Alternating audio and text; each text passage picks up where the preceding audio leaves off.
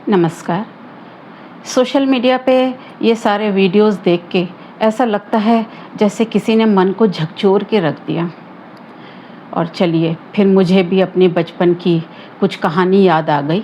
चलिए डायरी से अपनी दूसरी कहानी को मैं अनफोल्ड करती हूँ। कॉन्वेंट स्कूल से बस बड़ी तेज़ी से घर की ओर आ रही थी।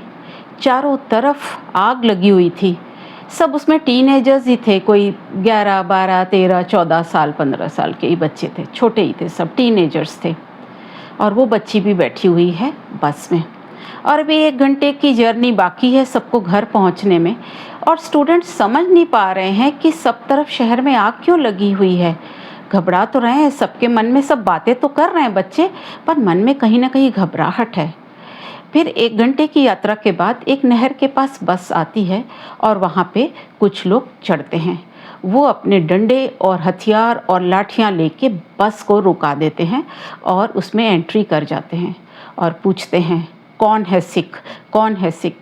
तो हम लोग तो छोटे ही थे, 13-14 साल के बच्चे, हम लोग को क्या पता क्या जाति, भाषा, धर्म। हम लोग तो ड्राइवर कंडक्टर ने बोला कोई नहीं है यहाँ पे सिख।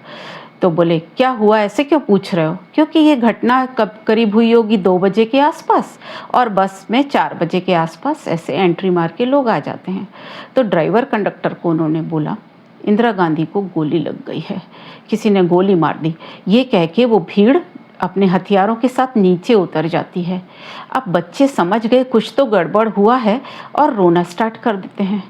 खैर कैसे न कैसे अब वहाँ पे चुप भी कौन कराता, अपना सुबकते हुए बैठे हैं डरे। आगे बस चलती जाती है और देख रहे हैं कि सब तरफ जो है आग जल रही है। और फिर बस घर की ओर जैसे रवाना होती जा रही है, पहुंचती जा रही है घर के पास, देखते हैं तो सारी मदर्स अपने बच्चों के लिए आंसू भर के खड़ी हुई हैं स्टॉप पे। वो सोच रही हैं कब बच्चे आएँ, क्योंकि देखिए पहले ज़माने में ना मोबाइल्स होते थे और ना कोई ऐसा कम्युनिकेशन ये था कि पता चल जाए कि क्या हो। हाँ, उनके घर के आसपास हो गया वो उनको पेरेंट्स को पता है, पर वो बच्चों को कैसे बताएं और घर कैसे जल्दी बुलाएं, इसके लिए तो ऐसा कोई कम्युनिकेशन सिस्टम था नहीं। स्कूल में फ़ोन किया होगा तो स्कूल से तो बस निकल चुकी थी, बस ऑन द वे थी। अच्छा, पेरेंट्स वहाँ पे माएँ खड़ी हैं, सब ने अपने अपने बच्चों को रिसीव किया, गले से लगाया कि चलो हमारे बच्चे सुरक्षित आ गए। और चारों तरफ आग बढ़ती चली जाती है। फिर घर आके पता चलता है कि ऐसा हो गया। और वो रात आप पूछिए मत कि पूरी रात मतलब देश में राइट्स शुरू हो गए थे और हालत बच्चों की इतनी ख़राब हो गई। टीनेजर्स को कहा गया भाई सब अलर्ट रहो क्योंकि भीड़ आ रही है। अब भीड़ तंत्र तो आप जानते हैं, मॉब साइकोलॉजी आप जानते हैं कि भीड़ जो है बिल्कुल पागल होती है। उसे पता नहीं, भीड़ में से एक आवाज़ आती है मारो तो सब मारने को दौड़ जाते हैं। ऐसा चल रहा था और उस कम्युनिटी के, सिख कम्युनिटी के बहुत सारी फैमिलीज़ को नुकसान पहुंचाया गया, उनके घरों में आग जलाई गई। ये सब बचपन की यादें हैं। आग जलाई गई और मारा भी गया बहुत सारे लोगों को। फीमेल्स के साथ तो जो किया आज मैं उसका बयान कर नहीं सकती, ऐसी रूह कांप जाती है हमारे। ऐसे ऐसे किस्से सामने आए। तो पहला दिन तो, पहली रात तो उनके साथ होता रहा। उसके बाद 2-4 रातें जो हुआ है तो उसको भी बयां करना बहुत मुश्किल है। और चारों तरफ धुआं देखने के बाद बच्चे समझ नहीं पा रहे हैं कि अब हम क्या करें। और कुछ बच्चे जो थोड़े समझदार हैं, क्योंकि घर में माँ भी हैं, दादी भी हैं, बेटी भी हैं, बहनें भी, सब हैं। और आप कि कोई झगड़े नहीं है, आपका उस कम्युनिटी से उन दोनों कम्युनिटी का कोई झगड़ा नहीं है। देखिए बंदूक किसकी थी, कंधा किसका इस्तेमाल किया गया और गोली किसको लगी, आप इसका देखिए फॉर्मूला। तो बच्चों की कोई गलती नहीं है। उस घर की एक बेटी बोलती है पापा से हम सपोर्ट कर देते हैं, ठीक है। तो बेटी ट्रैक सूट पहन के तैयार हो जाती है बिल्कुल लड़ने के लिए। जैसे जैसे रात आती जाती है, क्योंकि दिन भर तो लूट पाट चलती रहती थी, और जैसे जैसे रात आती थी अपराधी बिल्कुल सड़कों पे पूरा कमर तान के आ जाते थे। और उसके बाद जो है उनको तो नुकसान पहुंचा ही रहे थे, क्योंकि भीड़ तो ये फिर बाकी चीज़ें नहीं देखती ना, उसको तो अपने चीज़ें, अपने फ़ायदे की जो चीज़ें दिख रही होती वही करते हैं। लूटपाट होती, फीमेल्स के साथ गलत होता, अत्याचार होता, मारा काटी करते, और बेटी तैयार हो जाती है। अब बच्चों के हाथ में क्या दिया जाएगा जब पूरा मतलब एरिया ही अनसेफ है, सब तरफ उनके घर भी हैं, सिख कम्युनिटी के हैं, दूसरे कम्युनिटी हैं, उनमें बहुत प्यार है, वो सब एक दूसरे की सुरक्षा कर रहे हैं, एक दूसरे को बचा रहे हैं, सपोर्ट कर रहे हैं, पर ये जो भीड़ आ रही है उसको संभालने वाला कोई नहीं था। और 2-4 दिन शायद उनको शायद छूट मिली हुई थी, क्या मेरे को नहीं पता, क्योंकि हम लोग भी बहुत छोटे हुआ करते थे, इतनी पॉलिटिक्स की समझ हुआ नहीं करती थी। तो बेटी तैयार हो जाती है, रॉड हाथ में लेके, उस सब बच्चों को शार्प करके उसको पकड़ा दिया जाता है, बोला जाता है आँख निकाल देना, ये कर देना। अब आप सोचिए वो 13-14 साल के बच्चे, हाँ, जब जरा सा नुकसान किसी का करके आ जाते थे तो चांटे ही चांटे पड़ा करते थे। अब वो बच्चे कैसे ये हथियार उठाएंगे? आजकल तो वॉर भी देखिए कैसे मिसाइल से हो रहे हैं, बम है, कुछ गोलीबारी है, कुछ है नहीं, सीधे हथियार फेस टू फेस ऐसा कर देना। अब कुछ बच्चों की बेटी तैयार तो हुई है, पर उसकी रूह कांप गई, उसका पेट दुखने लगा, उसका पेट खराब हो रहा है, और ऐसी हालत हो रही है हथियार रख के टहलने लगती है। खैर रात भर अपने फादर के साथ, अपने चाचा लोग के साथ रात भर क्या कहते हैं, चौकसी करी जाती है। बच्चों की हालत तो घर की खराब होने लग जाती है।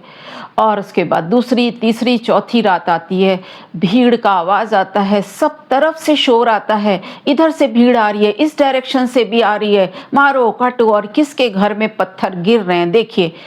न उस आम जनता का न इस पार्टी से लेना देना, न उस पार्टी से लेना देना, और मरता कौन है? आम जनता। और फिर बाद में तो फिर मिलिट्री तो बाद में आई, पर 2-3 दिन ऐसा ही होता रहा, और सब बत्तियां बंद करके घरों में, जैसे अंडरग्राउंड, बच्चे जैसे सांस लेने में भी सोचते थे कि सांस भी लेना है कि नहीं। और जो बच्चों ने उठा लिया था रॉड वॉड, भाई अपने डिफेंस के लिए तो कुछ भी करेगा ना, जब देश में सुरक्षा ही नहीं थी उस समय, और कोई भी एजेंसी उस वक्त जैसे आ ही नहीं रही थी, पता नहीं सब प्लान्ड था क्या था। हम लोग इसके बारे में बच्चे थे तो हम लोग क्या कहते, तो कुछ ऐसा, सब कुछ ऐसा होता रहा, और बहुत लोगों के साथ गलत हुआ। और दिन भर हम देखते थे साइकिलों पे लोग सिलेंडर ले जा रहे हैं, कोई कार्ट में उठा के लोगों के फ्रिज ले जा रहे हैं, टीवी ले जा रहे हैं, तो दिन भर तो ये लूटपाट, उसमें आम आदमी कोई नहीं था, ये सब थे अपराधी, और खुलेआम लूटने का काम। तो देखिए कौन सहरा विक्टिम, कौन बन गया? आम जनता। और किया किसने, और भर कौन रहा है, और लूट कौन रहा है? तो बेटा जब भी ऐसे प्रोटेस्ट होते हैं, ऐसे आंदोलन होते हैं, तो उसमें ये स्ट्रगल करती है आम जनता, स्ट्रगल करती है उसमें आप दोष तो किसी का नहीं निकाल सकते, क्योंकि वो जब भीड़ एक साथ अपराधी सारे आ जाते हैं तो उनको तो फिर भगवान ही उनका मालिक है।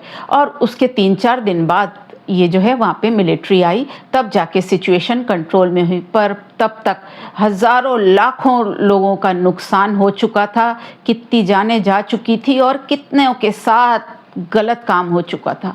तो बेटा अभी मेरा ये अनुभव से कहना है कि हमें इन सब प्रोटेस्ट से, इन आंदोलनों से, हमारी उम्र वैसी नहीं है, और हम अच्छा बुरा अपना समझते भी नहीं हैं, हमारे अंदर वो मैच्योरिटी भी नहीं रहती उस एज में कि कौन सही कौन गलत।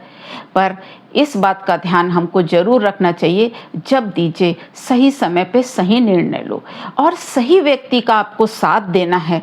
अगर हमारे देश में नेता ऐसे हैं, हमें स्ट्रॉन्ग लीडर की सच में ज़रूरत है।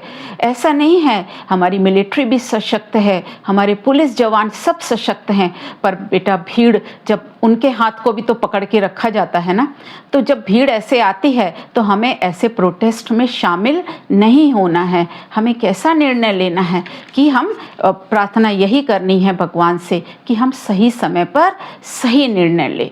देखो बेटा, कुछ चॉइसेस हमारे हाथ में नहीं होती। हम किस कंट्री में पैदा हो रहे हैं, हम किस राज्य में पैदा हो रहे हैं, किस टाइप के फैमिली में मेरा जन्म हो रहा है, हम मेल हैं फीमेल हैं, ये सब हमारे हाथ में चॉइस नहीं है। कि हमारे माता पिता कौन होंगे ये भी चॉइस नहीं है। पर जो हमारे हाथ में है कम से कम हम उतना तो कर सकते हैं। अब जो मदर्स हैं, माँ जो है पहली टीचर होती है, तो संस्कार देने का काम माँ का होता है। उन्हें बच्चों को अच्छे संस्कार दें, कभी भी गलत डालने की संस्कार कोशिश ना करें। भले कुछ हुआ है, हर चीज़ के लिए समाधान है, और इस तरीके की सोच बच्चों में डेवलप बिल्कुल भी नहीं करनी चाहिए माँओं को, ठीक है। क्योंकि देश हित सर्वोपरि है। हाँ, हमारे व्यक्तिगत स्वार्थ भी हैं, ठीक है, पर जब देश में सब अच्छा होगा, कब, जब हमारा सबका भी अच्छा होगा। ऐसा नहीं होगा कि देश ग्रो करेगा और हम लोग ग्रो नहीं करेंगे। तो देश हित तो सर्वोपरि है। जिस धरती पे हम जन्मे हैं, फले फूले हैं और पुष्ट हुए हैं, उस धरती के प्रति भी तो हमारा ऋण है कि नहीं, या उस धरती को ऐसे ही छोड़ दें।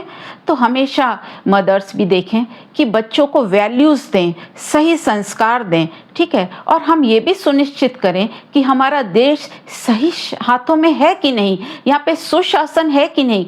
कम से कम हम कुशासन को कभी भी सपोर्ट ना करें। आज भी कुछ देश ऐसे हैं जहाँ पे सत्ता वहाँ पे कट्टरपंथियों के हाथ में है।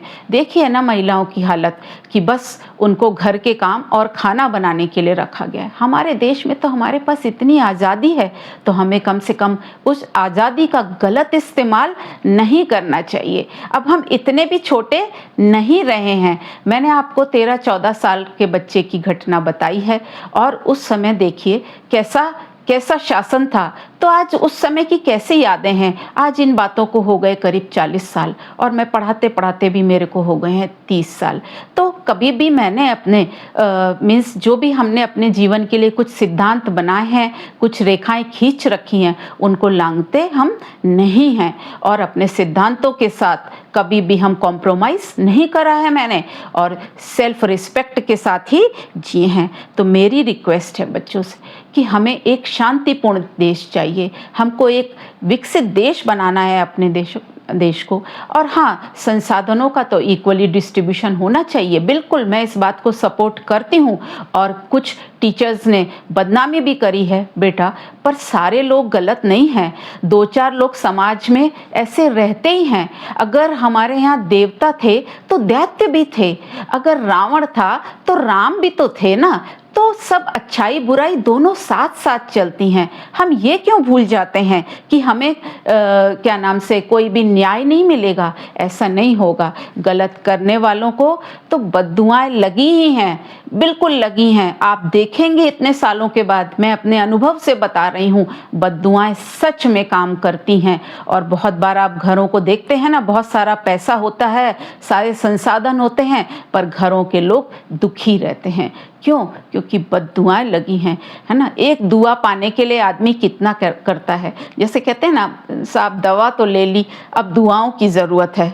बहुत बार लोगों को कहते देखा है। तो बेटा जो एक्सपीरियंस्ड हैं, बड़े लोग हैं, आपको कभी भी गलत दिशा की ओर लेके नहीं जाएंगे।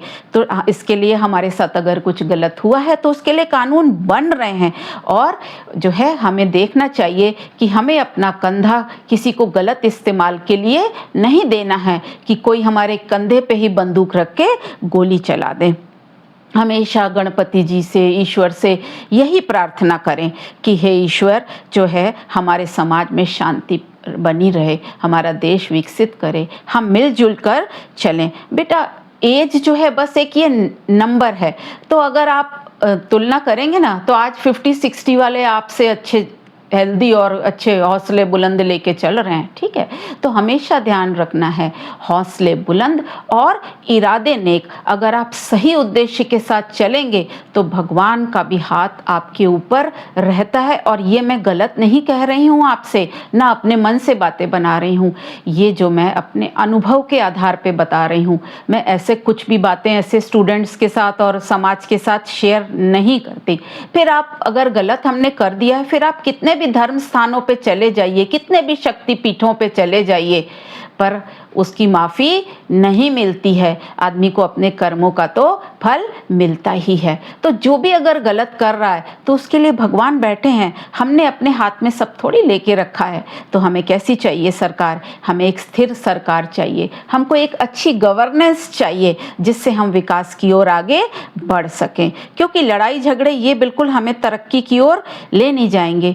बेटा, देश में आंतरिक दुश्मन भी हैं, बाहरी दुश्मनों से तो लड़ना ही लड़ना है। हाँ, इसके साथ साथ जो सबसे खतरनाक होता है वो आंतरिक दुश्मन। मान लीजिए घरों में लड़ाई झगड़े हो रहे हैं फैमिली मेंबर्स के बीच में, तो सबका ध्यान कहाँ रहेगा? अंदर के झगड़ों में। अगर मान लीजिए बाहर से भी उस समय कोई लड़ने आ जाए तो क्या आप मेंटली प्रिपेयर हो पाएंगे उस समय? क्योंकि आपका ध्यान कहाँ पे है? उन झगड़ों पे है। तो हमें इन झगड़ों से बचना है। और देश में जो आंतरिक दुश्मन बैठे हैं, सबसे बड़ी मुसीबत उन्हीं के साथ है। देखा, जब भी विदेशी आक्रांता आए, चाहे मुगल आए, चाहे अंग्रेज आए, हमेशा हमारे देश के लोगों ने ही, जो गद्दार थे वो उनके साथ कुछ पैसों के लिए मिल गए। तो आप ये तो बिल्कुल सुनिश्चित कर लें कि हमारे देश में, हमारे अनुभव से पूछिए, हम किसी पॉलिटिकल पार्टी के नहीं होते टीचर्स। हमारा काम है बच्चों को सही दिशा दिखाना। और हम अब टीचर्स ने क्यों छोड़ दिया सही दिशा दिखाना? क्योंकि बच्चे सुनना बंद हो गए और टीचर्स को भी बदनामी करने लगे या टीचर्स की भी बुराई करने लगे। तो टीचर्स ने भी कहा भाई अपना काम करो और चल लो। तो इसीलिए अभी टीचर्स भी क्या करें, किससे किससे लड़ेंगे? ऑर्गेनाइजेशन से लड़ेंगे, स्टूडेंट से लड़ेंगे। और टीचर्स की लाइफ भी कोई इतनी आसान नहीं होती। वो जो पढ़ाने आपको आती हैं वो 3 बजे से उठ के रात के घर के काम करके 7 बजे कार्ड स्वाइप करती हैं। उनकी ज़िंदगी भी इतनी आसान नहीं होती। तो समझिए, जो आपको पहले गुरु ये सब चीज़ें बताया करते थे, और मेरे टीचिंग में तो जब मैंने बच्चों को पढ़ाया है, हज़ारों बच्चों को पढ़ाया है, बहुत सारे बच्चे विदेशों में भी बैठे हैं, तो मैंने लेसन के साथ साथ उनकी शिक्षा, उस लेसन में जो मॉरल है उस पे मैंने स्ट्रेस किया है। और मैं टीचर्स से आज भी रिक्वेस्ट करूंगी, भूल जाइए ये सब, वापस अपनी टीचिंग्स पे आ जाइए और अपने लेसन्स को वैल्यू बेस्ड एजुकेशन के साथ जोड़ें, लाइफ स्किल्स के साथ जोड़ें, तो बच्चे उससे सीखेंगे। बच्चे टीनेजर हैं, कभी कभी गलतियां हो जाती हैं। अब प्रधानमंत्री भी हमारे क्षमा कर रहे हैं, पर इन बच्चों को सुधारने का काम हम सबका है। और ये बच्चे सच में नासमझ हैं, इनको गाइडेंस की ज़रूरत है। तो बच्चों, आप भी बड़ों को रिस्पेक्ट देना सीखिए। जिस दिन आपको दुआएं मिलना शुरू हो गई ना, तो फिर आपके तरक्की के रास्ते को कोई नहीं रोक सकेगा। तो आप इस बातों पे ज़रूर सोचिए, अकेले में बैठ के अपने साथ बैठिए और सोचिए। जिनसे गलत हुआ है तो माफ़ी के रास्ते खुले हैं, और अपना जीवन बदलने में बेटा जब जागो तब सवेरा। तो कहते हैं ना, देर आए दुरुस्त आए। तो जब जागिए, अपने संस्कारों के साथ अब भी जाग जाओ, कोई देर नहीं हुई है। Thank you students.